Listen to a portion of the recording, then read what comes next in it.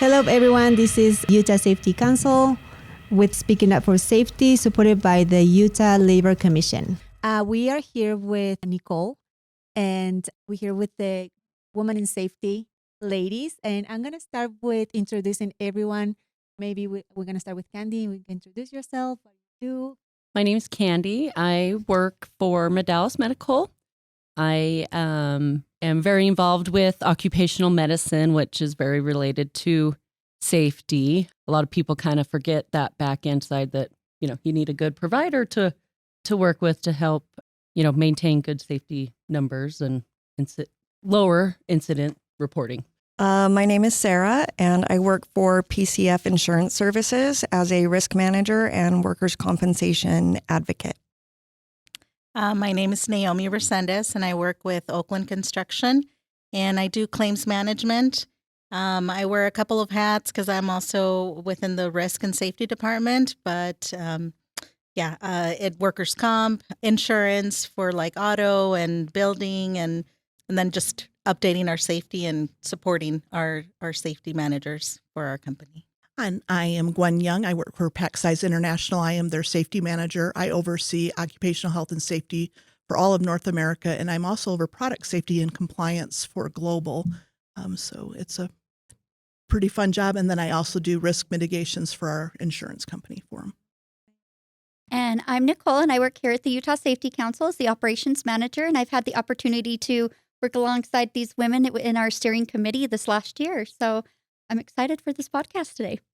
Yeah, me too. I don't think I introduced myself. My name is Fabiana, and I work in the Utah Safety Council in the accounting department. And we're going to start with one question, and then let's see, Naomi. What is Women in Safety, and what is its mission? So the Women in Safety group, our mission is to elevate women in this field, to empower them, to help them as they develop, their careers, whatever path that may be. But we're here as a support group to them. Great. How long you been part of this committee? I was asked to participate back in 2019. Wow. So one of the first ones to join, and I've been here ever since, and glad to be a part of it. Awesome. And Candy as well, right? Yes. You've been here for the longest time. Yes, since 2019, I joined exactly the Exactly same day. the same time, Naomi did. yes. So, Yeah. Great. One of the questions that I have in mind is, what are the challenges you guys see in the in the women industry, in the safety industry for women? What are the challenges you guys saw during all these years, in the safety field? For anyone or Yeah, just anyone. Okay. I can start. Yeah. I guess sometimes you feel alone. I know that when I started with my company, I was the only one in the safety team and the risk team. So it was just kind of scary at times, I guess, because you're trying to learn, you're trying to navigate. It's not my field. That's not what I was intending to be. So I just kind of landed in that. So I had to learn a lot of stuff. And so just navigating that by myself. But luckily, I had mentors that came into my life in and out. And so I learned a lot. So that kind of helped as well. But That makes sense. When? Well, kind of like Naomi, I mean, I started and there was not a safety team for our company. And so you were kind of that island. But even in other industries, the biggest obstacle, I think, is also trusting your own knowledge and instincts. I think women, sometimes we hold ourselves back.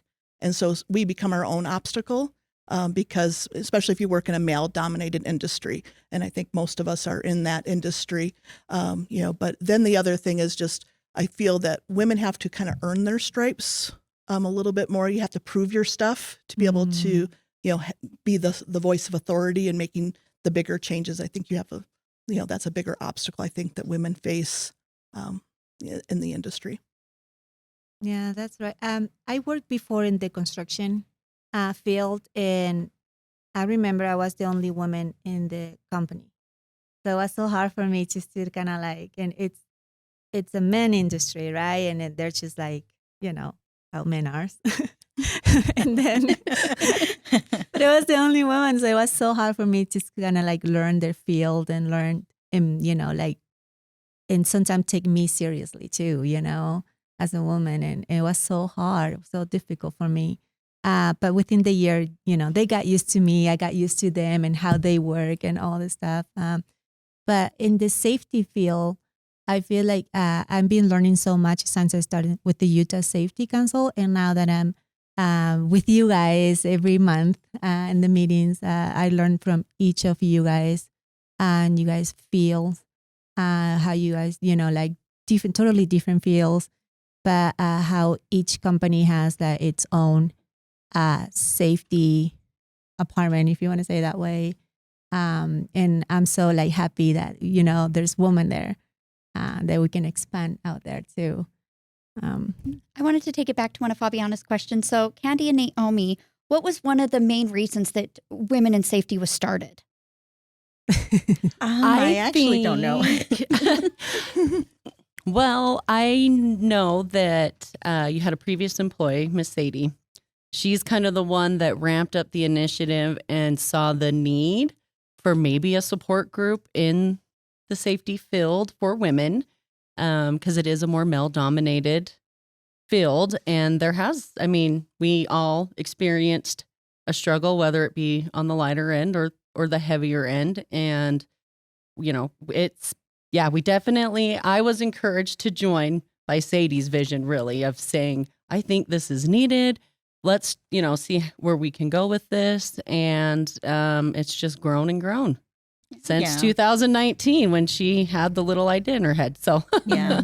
but When she recognized the need. So, When she approached me, it was more like, we want to highlight a woman in safety and give her an award. And so that's Right. kind of how it started for me. And then she later approached and said, hey, would you be interested in joining a group if we, develop it and to be a part of it? And so here I am. And she talked me into, I think, presenting like on the second event that we had. So Yeah. How was that? it was great. It was just the DOT reasonable suspicion Oh. class. But yeah, no, it was, it's needed in safety, Mhm. especially if you're, working in the safety sensitive, departments or areas within your company. So And then, so you guys have been here since the beginning of the Women in Safety. Sarah and Gwen, you are newer to Women in Safety. So do you want to tell us a little bit about how long you've been on the committee and what made you want to be a part of the committee? I have been on the committee since October, I believe. John approached me and asked me if I'd be willing to do it. And I thought it seemed like a really good opportunity to get involved and stay busy because I kind of had some free time. But I really like it, and I'm also involved with the ASSP. And so I feel like it's a really good resource to help with that too. So, and I've only been about a year a part of the committee. And, really, it's kind of funny. You guys talk about it started as a support group, and I seen it as an empowerment group versus I think you guys have outgrown the need for women to be supported and have now evolved into women needing to be empowered and to, stand up in their field and be seen instead of taking, the back seat of it, to, learn that.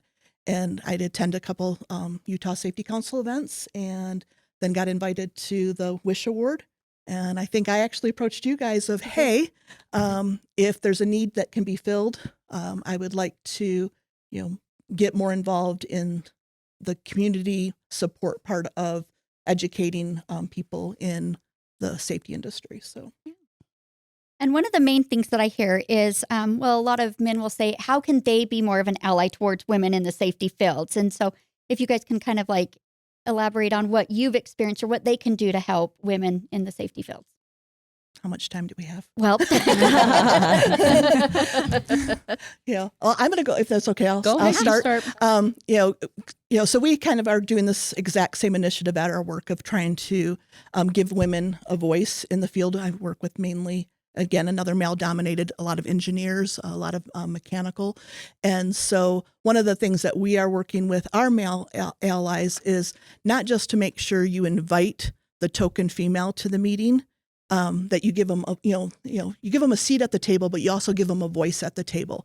And if it's, if there's not time being given to them to turn some time over to them so that their voice and their ideas can be heard. And I think that's something for our male colleagues is to encourage them to not just invite you to the meeting, but to give you an agenda item or something, so that way you are a voice in the meeting. And then also then for the female side of it, us women, we then have to take the opportunity. If we're invited to the table, don't just sit there silently and politely. I always tell them I'm just not the pretty face here sitting. I actually have ideas and thoughts, because I do think it takes all of the perspectives to make a true safe work environment. And so, that's for me, I think one of the biggest things that we can do for one another, not just what the men can do for the women, but same thing for the, women in safety. We were just talking about that with our upcoming events, that it's, these events aren't just for the women, that they are for everyone. And I think we need to kind of remember not put ourselves in that box either, that we're just the women in safety, that we are an all-inclusive messaging too. I think that's what, I think is the biggest thing on both sides. Did anybody else want to add anything? Perfect answer. Oh yeah, I loved Yeah, that. I loved not just only being invited to, but having a voice. So I echo what you said there, and I also think that women need to take the opportunity, and sometimes you got to choose your battles. Sometimes you have an opinion about everything, and sometimes about it, nothing at all. But you also have to make yourself known and voice, when it really does matter. So choose and make it valuable. I think you have to bring value to the table in order to get taken seriously sometimes when you are surrounded by the men in the field. My biggest thing is just don't be scared, get rid of that fear. It took me a long time to learn that at a previous employer. Just step up, let your voice be heard. They're either going to respect that and you're going to get a seat at that table, or, they may not respect it and you might have to move on in a different way in your career path. So it's also realizing when you're in a toxic kind of environment too, to recognize that, realize that, stand up for yourself. And I know you kind of said with men allies, but it goes for them as well. Don't be scared to mentor a woman, right?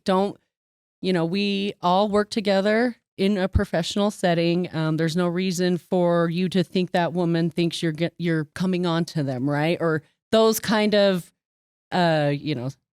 stigmas that are out there that, kind of, I think at least a lot of America has kind of grown past those. So let's, in the work field, see it actually happening. Yeah. Nice. And I like what you say when about the event is there's not only for women, it's just for everyone. And our last event in December, we saw a lot of male. Mm-hmm. And it was for me, it was like, wow, because it was like, you feel supported. Mm-hmm. Yeah. And it was a very nice experience just to see male presence there, because you feel that they support you 100% in whatever you do. Yep. So that's awesome. What advice would you guys give to a young woman aspiring to enter to the safety field? Know your stuff. No. No, But you do. No. You need to know the core basics in safety. And there's so many, right? Kind of depends on what your title and your position is. But, in terms for me, where I work more on the healthcare end, and, unlike most women in the safety field, I am actually surrounded by more women than men, because generally there's more women in healthcare, right? No, just make sure you have background on the company, that you're familiar with what your responsibilities are, what OSHA regulations do you need to become extremely familiar with, what other outside, influences can you look up and get ideas from, or, finding a mentor, all those kind of fun things. So. How would you go about mentoring somebody that's just coming into the safety field? Like if you see somebody new in your company, what's the steps you would take to do that? That's a good question. I've never been asked that before. But I think if I saw somebody and they inspired me, maybe reminded me a little bit of myself, when I was younger, right? I wouldn't have no problem approaching them and saying, I recognize you have skill and knowledge and talent in this area. And I've been in this field 20 plus years, and I'd love to, share some of my expertise and knowledge with you in any way I can help you grow and, continue up that career ladder. So How about you guys? Have you mentored a young woman in your safety field before, and how did that go? And I've had to mentor them in other fields, but I would use that same approach in, especially someone in aspiring to enter the field, is first, find out their why. What is it that's driving them to the safety industry? It's because it's surely not a glamorous industry to be in. You're seeing usually people at their worst. You're dealing with them with an accident. You're the one challenging production, throughput, and like, hey, you got to slow down enough to be safe. They're like, no, I got to get this done. But really, the biggest thing is letting them know, get to know them first as a human, and then find out what their career goals are and share your experiences, but don't just share your successes, share your failures and the lessons learned. Because you might help them, prevent a stumbling block in their career that, can help them grow. But the biggest thing is just to ask them what they need to know, and then not be afraid to share what you know. Because I've been in industries where there's been other females, and you might be the only two, and all of a sudden it's like this power struggle. Like, if I share that with her, then do I become less valuable? Don't be afraid. I think you actually become more valuable, to those aspiring and those even just that you're trying to influence, in the safety profession with the more knowledge that you share. I think when it comes to safety, sharing is very important, because safety is for everybody. yes. And we need everybody to know and understand that it is very important. And it's not just for us. I'm not in the field. I'm in the office, but we have workers out in the field. And so if we don't share our safety knowledge, incidents can happen that they may not get to go back home. You know what I mean? Oh, yeah. So allowing us to share, and not just between us in the office, but with other companies, which is why these groups are created, is because we want to share that safety knowledge. And, for somebody that's starting out, you want to make sure that they feel comfortable, that you're creating an environment where they're allowed to ask questions, because they don't know, right? And we were there once and we didn't know. Mhm. And it's okay. Sometimes it's silly. Like, I know with incident investigation, if there's a workers' comp injury, sometimes there's things that I still don't understand. Like, tell me again what you were doing. What is that? What did you call that? I don't know what that is. Like, show me. And I have a really good boss that will sit there and draw, and he's, this is what it is. This is, we're in construction, so I'm not out there. I don't know what it's called, and I have to know what it is, because when I turn around and talk with our insurance, I have to be able to explain that. And they don't know. So if they don't know and I don't know, it's not going to work out, and we're not going to help the employee get better. Or find out, or how do we prevent that, right? So just creating an environment where someone new feels comfortable asking questions and knowing that they can trust you. You're not going to make fun of them. You're not going to get upset because they're asking. Just, share that information, share. And Candy shared about getting a mentor. And that's really, if you don't have one in your company, attending classes, that's offered through the Utah Safety Council, or becoming, more involved in like the Women in Safety program, you'll find mentors. And, because like in my company, up until 3 months ago, I was like, wow, I'm it as the highest safety person. Where's my next person? And thank goodness somebody just come in. I've always driven my career through mentorship. And so it's nice to now have somebody in my industry that I get to lean on and learn from their past experiences. So mentorship, I think, is just a wonderful way to help anybody that's aspiring to enter any field, but especially the safety field. And I like what Naomi shared, this creating that safe environment that you can ask questions, and you can also maybe have the wrong answer for a moment, and somebody's going to guide you back to the right answer, that it's okay we're all going to mess up, and it's okay, and we'll just fix it together. Yep. I think mentorship, it comes in different forms or with different people, and you don't necessarily have to say, hey, can you be my mentor? It's not that way. It's just, who you trust and who you're comfortable with, and you just start asking around, and you kind of get drawn to that person that's always going to help you, and they they have the answer. And if they don't have the answer, they're honest to say, you know what, I don't know, but let's find out. And they include you in that. And I think that's a mentor, but you don't necessarily have to, have one officially sign this document, be like, you're my mentor. Yeah. It's A contract. that. It's just could be different people. I like not putting a label on it. Yeah, Yeah. no, Mhm. it's just asking questions. But you always do. You get drawn to that person who's always there, willing to help. Like, they don't make faces at you. They don't, like, you know what I mean? They don't get bothered when you're like knocking at their door. Hey, can I bug you for a minute? They're like, yeah, sure, come on in. And they'll stop what they're doing. And And they'll actually listen to pay you. attention. Yeah. And I think that's how you know that person is your mentor. Mm. And I Well- think you can have a mentor, more than one mentor. More than I one think, mentor. you- Yeah. So it doesn't have to be just the title. Yeah. It doesn't have to be a certain amount of time, but you can have a mentor for a lot of different things. And just if you're seeing another woman that needs help, like actually being brave enough to say, hey, how can I help you with this? Can I show you this? Oh, Or, absolutely. Well, and I think Naomi hit it. That if you don't know the answer, letting somebody know that, hey, I don't know the I'm answer not either, perfect either. and let's go find out together. And so then it's letting you be approachable. Like, wow, they really don't have all of the answers. I mean, that's why we have standards that we go look in. Candy, you touched on this. The OSHA standards. Mhm. I'm in machine safety, so product safety. I have to know all the compliance, and I have international, so I'm reading code all the time.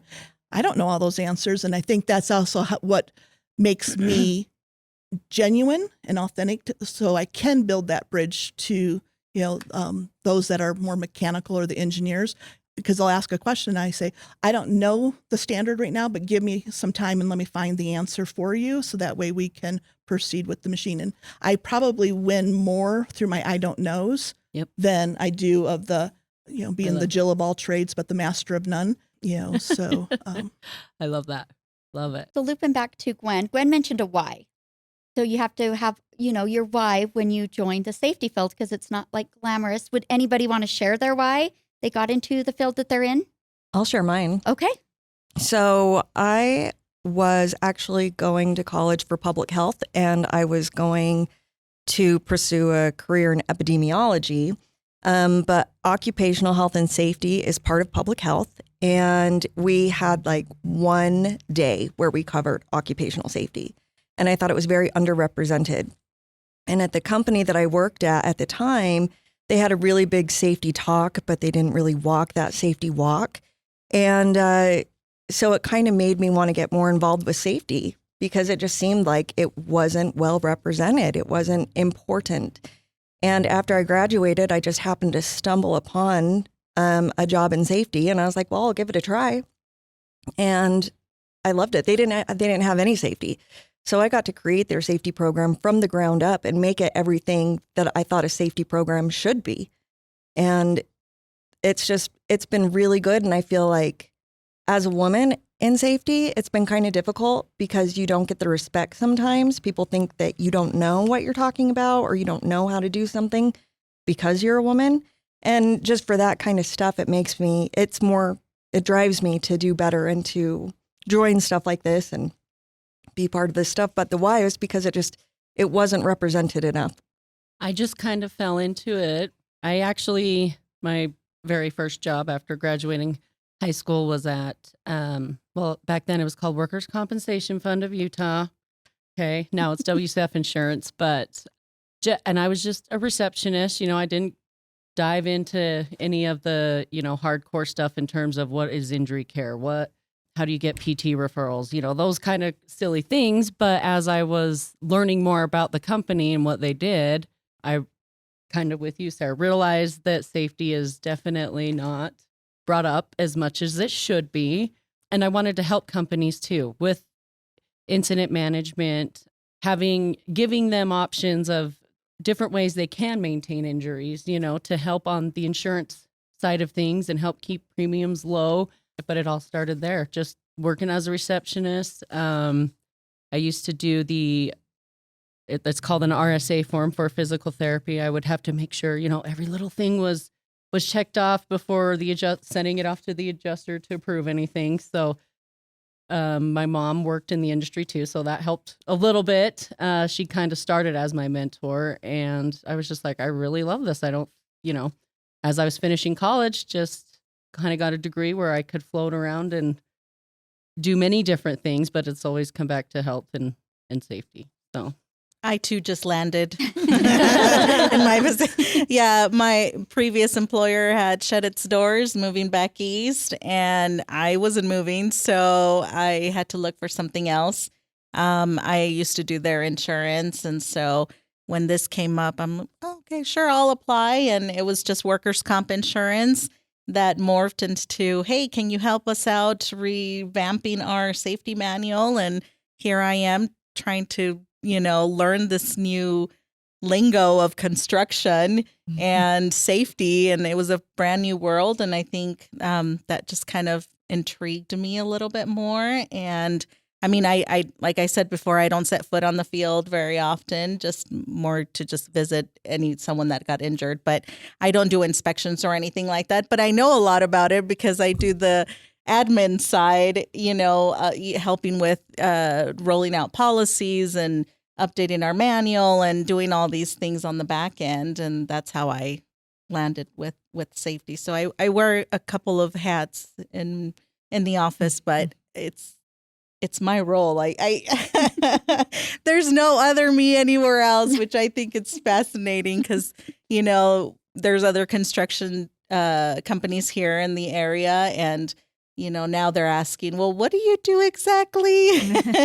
Because we want to mimic that in our company. And so it's kind of nice to know that it's kind of unique, right? That's really cool. And I too just, I wasn't set out to be in safety. I wasn't set out to be in quality assurance either. And I was 20 years in quality assurance and I was a certified nuclear auditor and a certified safety quality auditor. And both of those have that safety element. So then I ended up getting a job that they wanted me to do the combined role of both quality and safety. And so I was like, well, I know how to keep, people safe. I have a logical brain. And then from there, it just kept growing, but up until 2 years ago, safety has always been the smaller portion of my job. It was quality assurance was my primary. And so I literally just, it was a shift, they said, what I know is reading code, and what our company needed for product safety compliance is somebody that could read all of those, all the alphabet soup standards, your ISOs, ANSIs, and all of those fun things, and interpret them so they could put it into practice. And so I literally stumbled on it. But now that I'm dedicated 100% to safety, now, the same love I had stumbling into quality assurance, I now have for safety, and probably add some to it because now I get to show people how much I care, and I think that's, probably my biggest why is I want each and every one of my team members as well as our customers to go home safe. So I saw a common thing where you guys were all saying that you kind of built your safety programs. They didn't have one, or you were rewriting it. Did you guys get a lot of pushback from that, or how did you get the buy-in from it, if not? Oh man, we've been through so many phases at my work. It's really interesting. This is going to be my topic at our next event, right? And so I was discussing that with my boss, and I think we both chuckled because he's been here for about 8 years, and I've been with the company a lot longer. So I've seen different changes to where, when I started, they're like, who are you again? Well, I do workers' comp. Workers' comp for what? What is that? Wait, what? We have a safety department? Who's in the safety department? Like, nobody knew. Yeah. And, now it's morphed into safety is everything. Like, we know who all of our safety managers is. Like, safety is always consulted, but it took us, like, our path hasn't been straight. It's been like windy, curvy. Sometimes you're like hanging on at the edge is what so we laugh about that. But it's just been different, but that's unique to our company and how, we're growing and the different markets that we're hitting in construction and just, there's so many factors, right? But there's been challenges. It hasn't been easy. So I can't say that we've had 100% buy-in from the get-go because that's not true. That is not true. But it just kind of depends on what's important to the owners as well. And then that's where you kind of see a little opening and you just wedge yourself in there, and then you wait for the next moment, and you and that's how you create a safety. But for your company, what works for you, right? Because all of us, we have different employers, so we're all different. And our owners are all different, right? Different personalities, different visions for their company. And I think it's just trying to navigate that, having an open mind. Definitely. I mean, buy-in is probably the trickiest part. I mean, so for our company, I mean, they are big entrepreneurs. They got that, enterprise, that innovation spirit that just was the heartbeat of the company. Started off in our founder's garage.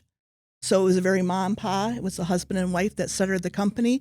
And they, we're a 20-year-old company. I call us a 20-year-old startup. And my CEO has heard me say that. So if he listens to the podcast, I've said that to you before.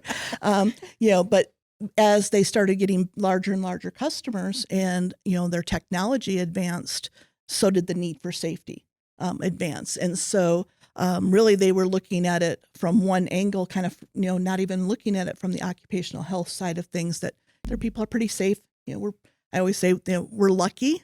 And that makes us good, but we can't be great until we become intentional. And we're finally becoming intentional about our safety program. Do I have 100% buy-in? No. But are we making progress? Yes. But the one thing you have to remember about buy-in with safety, and I think that's probably one of the challenges that I think all of us as women, a change in leadership can shift, forward or backwards on your momentum of your safety program. And so there's, I'm building two programs simultaneously. I have to build their occupational health and safety program as well as their product safety and compliance. I get better buy-in from different teams from different sections. But it's still, but I think the biggest thing is your metrics is how you get buy-in. Have something that they can look at, because how many of you have been asked, what's your ROI for your safety program? What's the return on investment? You can't quantify that, but you start showing them their metrics and show them where their, EMOD scores are raised or their, OSHA ratings kind of creeping up and what that could cost, or a known violation that, we have this gap. If we don't fix this and we have an injury, this is what the OSHA violation could be. And if we don't fix it correctly, and we repeat it, it could be over here with doing risk mitigation for them. I've been able to tell them, okay, well, here's our risk, but here's your potential loss. And it's just not loss of an employee's, ability to work for a period of time. You could lose a customer because of that. And, but so you have to learn, I had to learn to be metric driven, because I'm definitely not the engineer. I'm a much more creative thinker, but I've had to use numbers to get buy-in.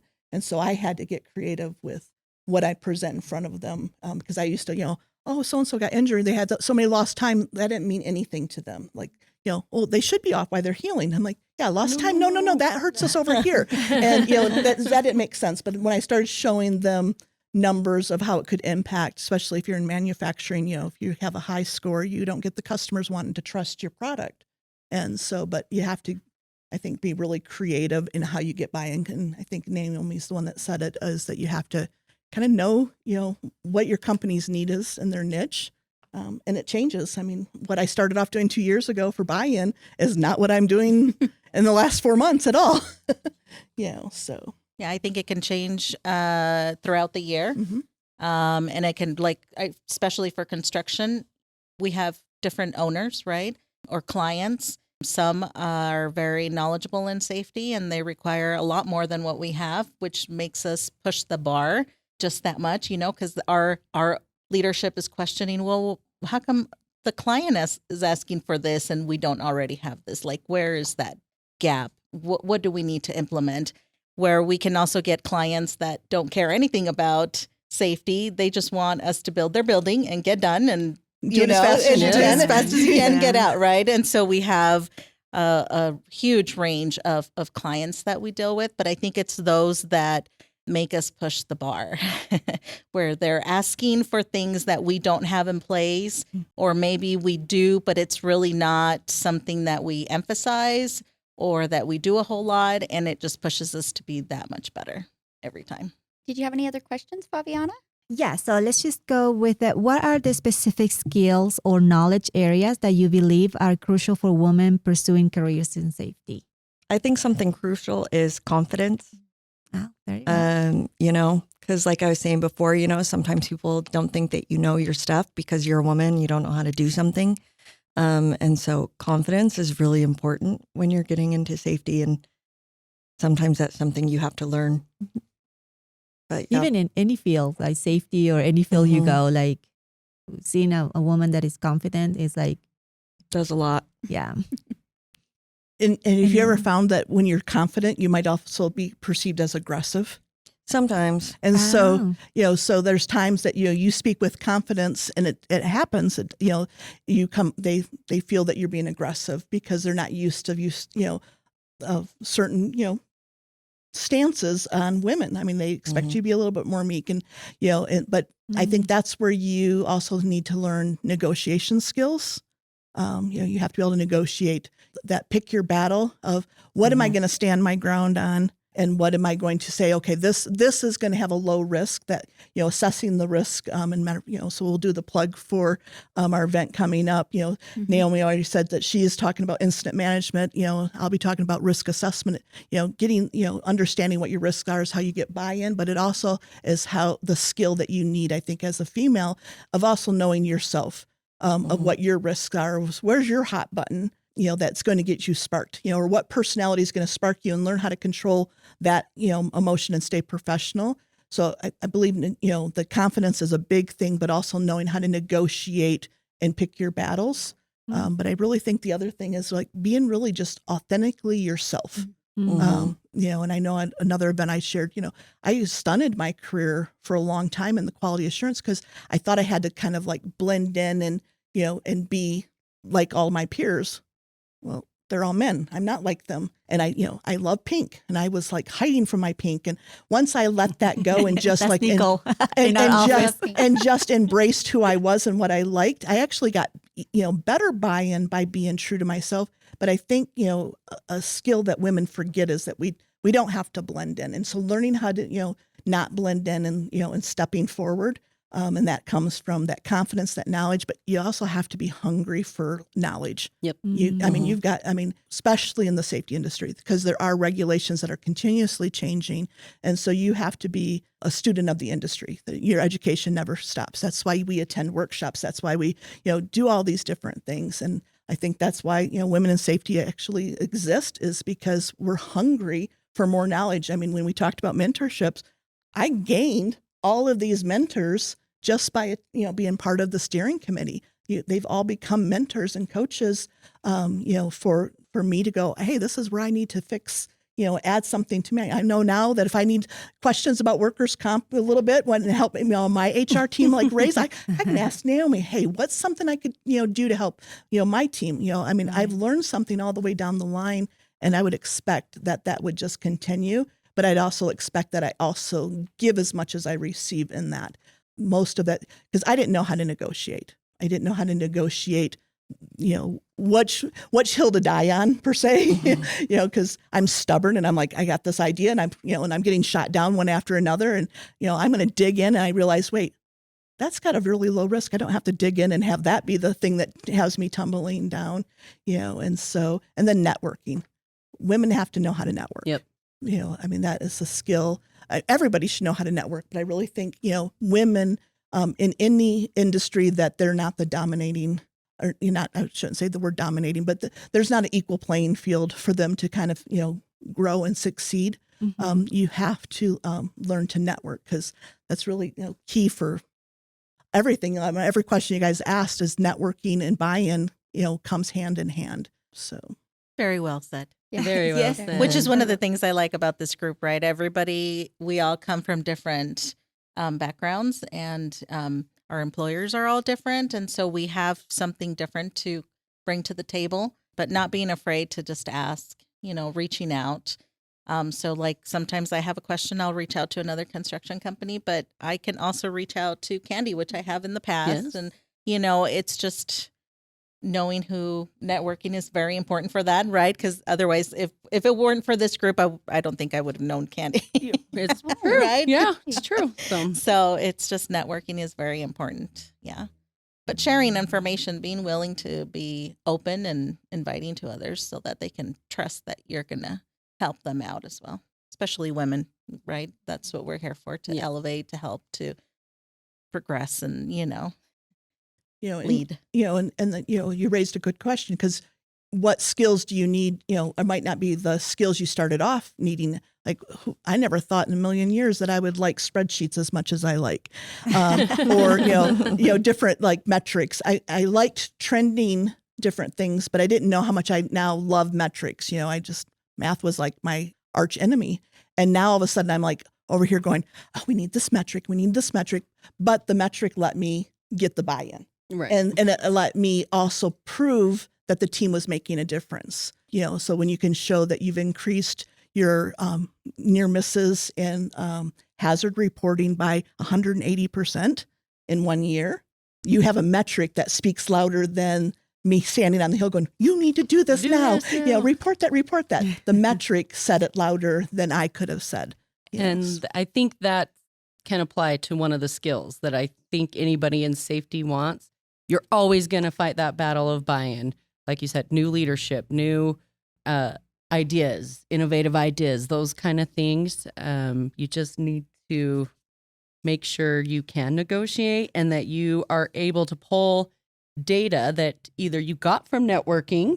Maybe I talked to Naomi and I'm going over to this construction company and I want to show them at the start of my program that I have tools I can reach out to, right? And get information I need to kind of know what their basic risks may be in terms of, like, I can say, what's your, what part of the body is injured the most in the construction field, things like that, and pull data, pull numbers and show it. Nothing shows better than statistics, in all honesty. So for buy-in and coming into safety, you're going to have that skill of showing the factual data. Yeah. And if you don't have the skill, find a way to learn. Find a way to learn. You're going to find what you're missing. I mean, if you're willing to do your own personal assessment on yourself, your company does a SWOT analysis to find out, their strengths, weaknesses, opportunities, threats. Now, if you flip that around to yourself and find out what your strengths are and you own those, but you also have to be willing and gutsy enough to tell yourself what your weaknesses are. And then look at your opportunities and your threats, because if you don't seek out your opportunities, you don't know what skills you need to add, and your threats are the lack of those skills. That's how you can stunt your career, as you don't keep growing. I mean, you want to just continue having that continuous improvement mindset is really what you need to have for your program as well as for yourself, and the expectation of the other people. That if you're building a team and you're working with a team, you have to have that same expectation for your team. And then you hold your highest manager with the most accountability to the safety program, and that's again back to that negotiation. If you can correct your CEO when they go running down the stairs, when they should be walking down the stairs without hesitation, that you've got the confidence to do the right thing. So I like what you guys say. Like, it's not only to empower other people, other women, but to be empowered too. To have to be humble and to have that thirst, is that how to say in English? Like the hungry for to learn new things and being confident, like Sarah mentioned, like how to negotiate and stuff like that. One of the things for me every time that I join you guys, when we do the meeting every month, is I observe a lot and I always get, very empowered by you guys, like how we all communicate and they all have these great ideas. And it's very nice to see you guys, all the confidence you guys have in each field and put it all together in one organization like Women in Safety. And it's very empowered, organization. And I'm being enjoying so much all the events that we have so far since I started with the Utah Safety Council. So thank you guys. Well, I think that contributes to the Utah Safety Council. You guys, also have the confidence in each one of us to have us represent, both Women in Safety and Utah Safety Council, that we're going to come and bring our expertise and knowledge and not hold back, so we can all be, better together. Because if we all held back, then what's the point of having the steering committee? We're not having just lunch because it's fun. We're having lunch to make a difference. Yes. I mean, it's fun. Don't get me wrong. And we get into some, great conversations and maybe some sideways conversations, but we're still, staying focused on the mission at hand of empowering one another, as well as moving the full industry, the safety industry, along from each of our disciplines that we come from. Right. Nicole, Well, do you have any other questions for You the know what? ladies? I don't. Did you guys want to add anything, maybe some experiences that you've experienced during Women in Safety in the time you've been here on the committee? Or I can share one. One of my big things was at our last Wish Award, we had one of our nominees, her table was just full of supportive coworkers, which included men and women. Yes. And so it was great to see just everyone rallying around her for her to get the Wish Award, and so that was one of my favorite memories that I've seen with Women in Safety. You guys, And I especially- loved at the end of the event, when we were cleaning up and things, the last table to dissipate was the one full of men. Yeah, I think they really enjoyed seeing that, side of some of the experiences that we have as women, and even just being there to support, support a woman in this field, because we have to take harder, longer strides to maybe earn that buy-in, as Gwen talked. But I loved it. I loved seeing that It they was were the amazing. last ones to. I was like, this Sure. is awesome. Mhm. So I feel like what Women in Safety is about for me is just spreading the word that this is a thing, right? We face biases, we face harder challenges in a male-dominated work field, and unfortunately, especially here in Utah. So for me, it's about getting out there and involving men and showing them that this is kind of, a problem or how we feel, and they may not even know. Mhm. Like, I think those men at that table were like, we didn't even realize this, should be maybe something we address in our work culture, going forward, and implement change that way, so that Utah can recognize women in their career field, not just safety itself, but in general. One of the odd things that Women in Safety brought, being invited to be on the steering committee, was as I also got invited to, participate in some of the events. We have this shout out channel that we use at work. And each time I was, because I have to let them know it's during the day, so I'm going to be gone Right. longer and things like that, especially when I was the only safety person. But once they understood that I was one of 9 women representing women in safety in Utah, that kind of like earned me a couple stripes that I didn't know that was going to be like one of those byproducts of, becoming part of the committee. I honestly, I offered because I don't mind public speaking and I don't mind training and sharing knowledge. Didn't realize that it would also help me get over one of the stumbling blocks at work. And so right now on the Utah Safety Council on the email, the next event, little highlights there.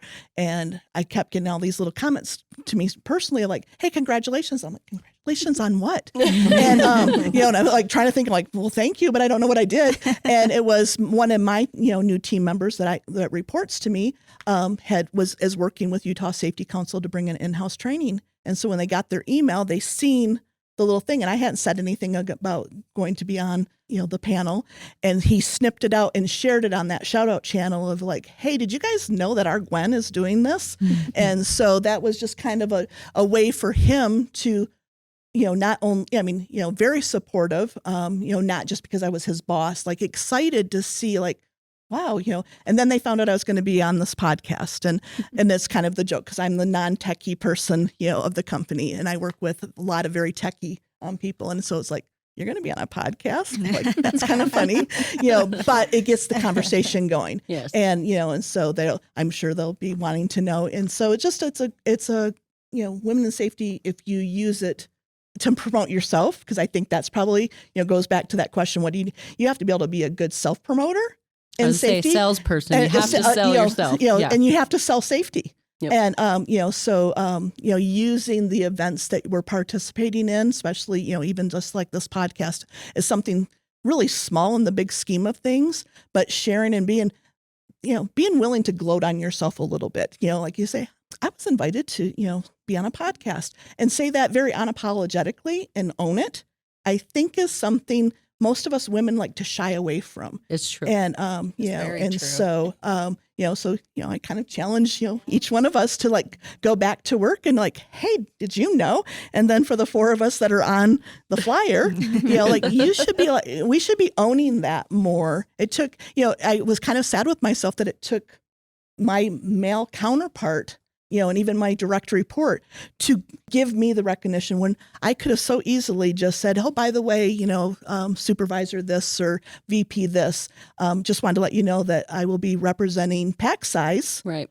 Why, on this panel of expert for safety, maybe one of you would like to attend. I didn't think to do that. And so even out of all of my, like coaching people on how to promote themselves, I forgot to promote myself in that way. I forgot to take advantage of that, so. And that is an important skill, is promoting. I've never been one to gloat about myself, or especially in the workplace. I honestly thought it was, and I shouldn't say gloat, but I mean, like you said, just kind of promoting yourself. Like, look at these neat things I'm doing out in the field. And, this is, because I work for you, it's kind of linking towards your company and the business community here in Utah. And that was really hard for me. I mean, I probably just learned that it's okay to do that about a year ago, to be honest. So, that is something that's very important. Don't shy away from it. And there is a way to gloat yourself in a professional way. And you can be excited for yourself, it's exciting. I was excited about this podcast. I'm excited to be, an expert on. I'm thrilled. I think it's great that the Utah Safety Council even wants to call me an expert, right? So just have fun with it. Don't shy away from it. And it's a challenge too. I mean, for me to be in this podcast, there we go. It is a challenge, like, to be talking in public, like when you are an expert on it. She's a natural. She is a natural. But to me, especially because English is my second language. And so it's very challenging. But I feel like when you don't have a challenge, there's nothing. Mm-hmm. So you have to have a challenge to keep growing. So, and talking about the events. Yeah. Do you want to? Yeah. So did anybody want to add anything before we go ahead and go into the events and then conclude the podcast today? I think I've said enough. All right. I'm sorry if I took too much of it. But thank you, though. I'll remember to highlight myself, too. Yes. Do it, Naomi. So the Women in Safety, we do have a lot of upcoming events. The next coming event is February 22nd. It's called Ask an Expert. We're going to focus on some risk management, injury prevention, injury management, and safety buy-in. And we're going to have 4 women who are the experts of their field. A couple of them are actually on this podcast today. Candy, Naomi, and Gwen are going to be in there. We're also going to have Carolee Burton with UDOT. So they're all going to be here, and we're going to be meeting here at the Utah Safety Council. We'll have lunch, and registration is free for that, and it is open up on our website. So you can register at utahsafetycouncil.org. Another few things that were brought up during the conversation is in June, we are looking at maybe doing a networking workshop to teach you how to network and how to promote yourself. So keep an eye out for that. And we will also have an event coming up in April where Dr. Christy Glass is going to come, and she's going to do a 2.5, part 2.5, and she's going to really go on how to build yourself and others within your company. So building other women as well as building men in your company. So all these are free events, and registration is open on Utah Safety Council for the one on February 25th. So, and it's not just for women. Not just for women. It's for everybody. So, everyone. Say it, Sarah. Say it. Come on, Sarah. Yeah, say it. You created it. Say it. What did I say? The women in safety, not just for women. Everyone's welcome. Everybody's welcome. So bring a friend, because on February 22nd, if you sign up and you bring a friend with you, you will be entered into a drawing because it's a friend raiser for women in safety as well. Great. So this is it. I would like to thank you, everyone. Thank you. You guys Thank you. Thanks for having us. And So this is it for Speaking Up for Safety. Yay! Yay.